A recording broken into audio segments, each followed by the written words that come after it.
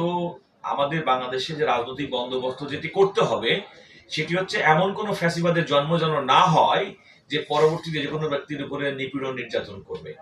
আমার মনে হয় বৈষম্যবিরোধী ছাত্র আন্দোলনের ব্যানারে যে ঘোষণাটি তারা দিতে যাচ্ছে তার অর্থই হচ্ছে যে সব সময়ের জন্য ভবিষ্যতের জন্য ফ্যাসিবাদ মুক্ত বাংলাদেশ গড়া, এটা তাদের মূল উদ্দেশ্য। এবং আমার মনে হয় তারা যদি এটি করতে পারে যে আসলেই এই একটা রাজনৈতিক চাপ যদি সবসময় থাকে ছাত্রদের পক্ষ থেকে বাংলাদেশের গণতন্ত্র, মানবাধিকার, আইনের শাসন, সুশাসন প্রতিষ্ঠার ক্ষেত্রে, দুর্নীতির বিরুদ্ধে, স্বজনপ্রীতির বিরুদ্ধে, যেগুলোর কারণে বিগত সরকারকে আমরা প্রতিনিয়ত দোষারোপ করি,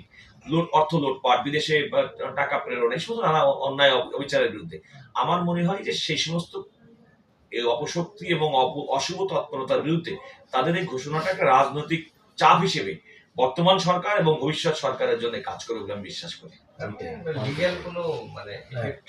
হবে না, লিগ্যাল কোনো ইফেক্ট হবে কিনা মোটা দাগে দেখুন, আমি এটা আপনারা একটু ভালো